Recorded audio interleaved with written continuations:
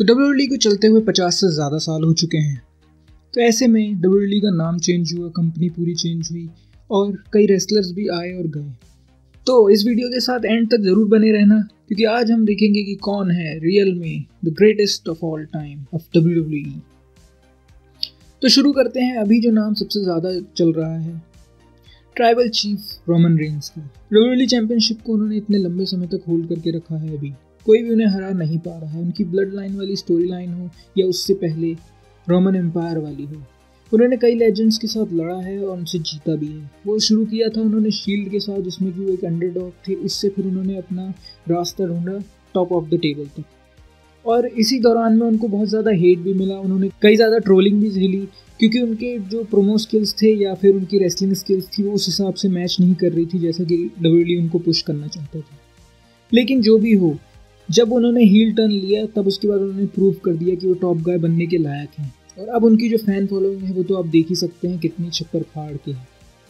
तो अभी के टाइम पे तो मेरे ख्याल से सबसे बड़ा रेसलर अगर डब्ल्यूडब्ल्यूई में किसी को बोल सकते हैं तो वो रोमन रेंस ही है।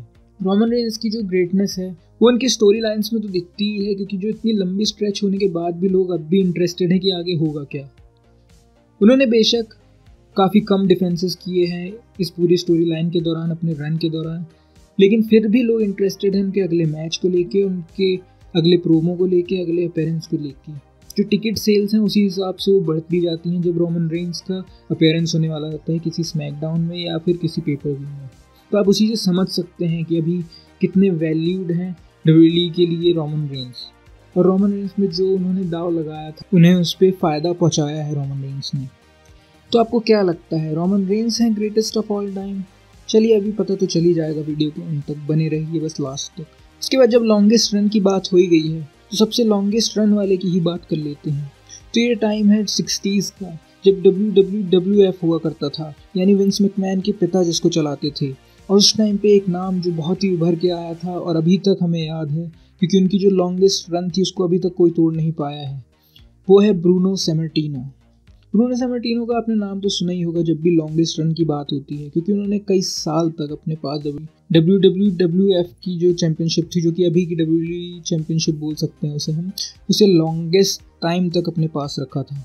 तो ये लॉन्गेस्ट रन भी बहुत अच्छा था, क्योंकि उस टाइम पे ना इंटरनेट था, ना ही कुछ और बैक स्टेज स्टोरीज बाहर आती थी। तो जो भी था वो रिंग के अंदर ही था। उस टाइम पे सब इसको रियल मानते थे और पूरी शिद्दत से देखने आते थे रिंग में जो भी चल रहा है। कोई भी और बैक स्टेज से उनको मतलब नहीं था, जितना भी उस टाइम पे टाइम था वो रिंग के अंदर ही था। इसलिए ब्रूनो सैमर्टिनो एक रियल रेसलर की तरह देखे जाते थे, और सच में उनकी जो टफनेस थी, उनके जो स्किल्स थे वो बहुत ही अच्छे और उभर कर आते थे सामने। तो इसीलिए कईयों के नज़र में greatest of all time consider किए जाते हैं, क्योंकि उनका जो लॉन्गेस्ट रन था उसको भी अभी तक कोई नहीं तोड़ पाया है। 50 से ज़्यादा साल हो चुके हैं, और इतना ज़्यादा रेलेवेंट रह के भी और इंटरेस्टिंग रह पाना इतने साल तक बेल्ट को होल्ड करके कोई और नहीं कर पाया है। रोमन रेंस भी उसके करीब पहुंच रहे हैं, लेकिन ऐसा वो नहीं कर पाए हैं अभी तक। और आपको क्या लगता है, वो उसके रिकॉर्ड को तोड़ पाएंगे? ये कमेंट सेक्शन में ज़रूर बताइएगा। और हम ब्रूनो सैमर्टिनो से थोड़ा सा आगे बढ़ते हैं तो एक और रेसलर है जिसका लॉन्गेस्ट रन चर्चा में काफ़ी आता है, वो है बॉब बैकलिन। और ये भी 80s के और 70s के टाइम पे एक बहुत बड़ा नाम थे, बल्कि हुल्क हॉगन से पहले यही थे जो WWF को कैरी कर रहे थे। और इनका भी लॉन्गेस्ट रन जो चला था वो भी काफ़ी टाइम तक चला था। इन्होंने टाइटल को 1978 से लेकर 1983 तक कैरी किया था, और उस टाइम पे ये एक सुपर हीरो की तरह थे लोगों के लिए। और इतना इंटरेस्टिंग कैरेक्टर होने के बाद, इतना इंटरेस्टिंग माइक स्किल होने के बाद और रेसलिंग स्किल्स भी होने के बाद, क्या आप इन्हें कंसिडर करेंगे ग्रेटेस्ट ऑफ ऑल टाइम? और जब बात 80s की हो ही गई है तो अगला रेसलर जिसने 80s के टाइम पे सच में एक सुपर हीरो फिगर बन गए थे वो, और डब्ल्यूडब्ल्यूई को, मेरा मतलब है कि WWF जो उस टाइम पे था उसको पूरे नेशनल लेवल तक ले गए थे वो, और सबसे बड़ी कंपनी USA की बना दिया था। हाँ, हम बात कर रहे हैं हुल्क हॉगन की। तो हुल्क हॉगन 80s के टाइम पे बच्चों के लिए एक सुपर हीरो और बड़ों के लिए एक अमेरिकन हीरो की तरह थे। और उनका वो शर्ट फाड़ने वाला स्टाइल, या उनके जो माइक स्किल पे है ब्रदर और हुल्का मैनियाक्स बोल के सबका बिल्कुल मोटिवेशन बढ़ाना, वो अलग ही लेवल था उस टाइम पे। जो क्रेज़ था इनका, और WWF को जिस लेवल पे ले गए वो, WWF के लिए अगर बात करें तो हुल्क हॉगन ही ग्रेटेस्ट ऑफ ऑल टाइम होंगे।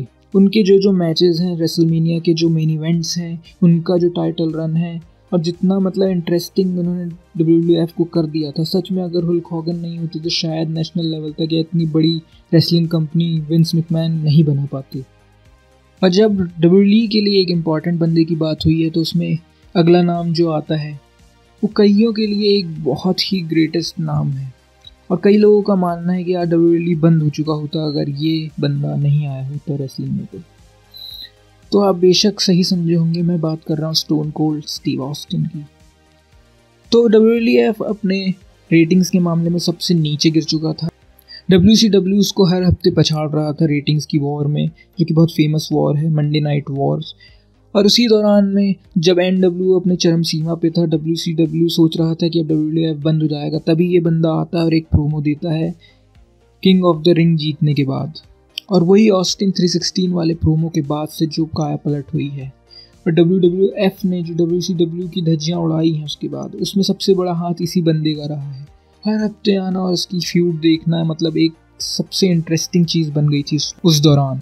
और इसकी सबसे बड़ी फ्यूड्स जो विंस मैकमैन के साथ या फिर द रॉक के साथ जो हुई हैं या फिर अंडरटेकर के साथ देखी जाए तो इससे ज़्यादा इंटरेस्टिंग कुछ नहीं हो सकता था। मतलब सच में इतना फन लगता था वो देखना कि ये रिंग में आएगा, इसका जो माइक स्किल है, सच में माइक में सबकी धज्जियाँ उड़ा देना, उसके बाद जो बियर बैश है या स्टनर सबको देना, सच में वो इससे ज़्यादा एंटरटेनिंग और कुछ हो भी नहीं सकता। इसीलिए WWF उस टाइम पे बच पाया था और आज तक बचा हुआ है।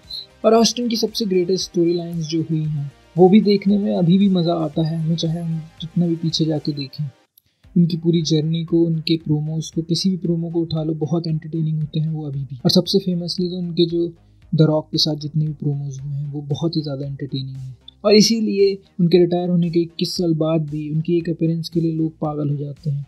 और उनकी मर्चेंडाइज सेल्स अभी भी टॉप 3 में हमेशा रहती है। चाहे कोई भी नया रेसलर कितना भी बड़ा बन जाए, उनकी मर्चेंडाइज सेल्स हमेशा टॉप 3 तक वो पहुँचते हैं, आज भी रिटायर होने के 21 साल बाद भी। और आगे भी मेरे ख्याल से वो ऐसे ही बने रहेंगे। तो कईयों के नज़र में तो यही है ग्रेटेस्ट ऑफ ऑल टाइम। आप क्या सोचते हैं कमेंट सेक्शन में ज़रूर बताएं। और लास्ट में बात करते हैं एक रेसलर की जिसका टाइम किस एरा के हिसाब से हम बताएं ये मुझे समझ नहीं आता, क्योंकि इतने सारे एरा बदले, इतने सारे टॉप फेस बदले, मैनेजमेंट चेंज हुआ, WWF से WWE बना और कई सारे चेंजेस आए और कई चीज़ें बदली, पर ये बंदा हमेशा अपनी जगह पर टिका रहा। और कई का मानना ये भी है कि ऑस्टिन ने WWE को बेशक उस टाइम बचाया, लेकिन अगर ये बंदा नहीं होता तो शायद बचाने के लिए WWF होता ही नहीं। तो हम बात कर रहे हैं अंडरटेकर की। अब अंडरटेकर ने 30 साल तक as a top card wrestler अपना पूरा करियर किया है। कितने भी अप्स एंड डाउन्स कंपनी में आते रहे, ये तब भी कंपनी के साथ बने रहे। और कितने भी रेसलर्स आए गए, कई छोड़ के राइवल कंपनीज़ में ज्वाइन किया, लेकिन तब भी ये WWE को संभालते रहे। 90s से जब से इन्होंने शुरू किया था, तब से लेकर जब ये 2020 में रिटायर हुए, तब तक इन्होंने अपना 100% दिया है। और कई रेसलर्स इनकी इसीलिए इज्जत करते हैं, ये लॉकर रूम लीडर भी कहे जाते हैं, क्योंकि इन्होंने बैक स्टेज भी काफ़ी मसलों को समझाया है, सुलटाया है। और अपने इतने बड़े रन के दौरान इन्होंने अपने कैरेक्टर को हमेशा रेलेवेंट रखा और लोग हमेशा इंटरेस्टेड रहे देखने के लिए कि अंडरटेकर का अब अगला मैच किसके साथ होगा। और इनके कई मैचेस जो हमें आज भी याद हैं, जैसे शॉन माइकल के साथ या फिर आप देख लीजिए ट्रिपल एच के साथ, ब्रॉक लेसनर के साथ, कई यादगार मैच थे। और WWE के इतिहास के कुछ ही गिने चुने मोमेंट्स में से एक भी इनका था जिसमें पूरे का पूरा अरीना साइलेंट हो गया था जब स्ट्रीक टूटी थी। और स्ट्रीक कितनी बड़ी है खुद में ये आप तो जानते ही होंगे। इतने साल तक रेसलमेनिया सिर्फ अंडरटेकर के नाम पे ही जानी जाती रही। तो मैं यही बोलूँगा, कई रेसलर्स आए और चले गए और कई रेसलर्स अभी भी चलते जा रहे थे, लेकिन अंडरटेकर हमेशा वहाँ बने रहे एज अ टॉप गाय। तो अब आप बताइए कमेंट सेक्शन में कि आपको क्या लगता है, इनमें से कौन सा कंसिडर किया जाना चाहिए ग्रेटेस्ट ऑफ ऑल टाइम। तो आपको ये वीडियो अच्छी लगी तो इस वीडियो को लाइक करें और ऐसी और वीडियोस देखनी है तो मेरे चैनल को सब्सक्राइब करें। Thank you.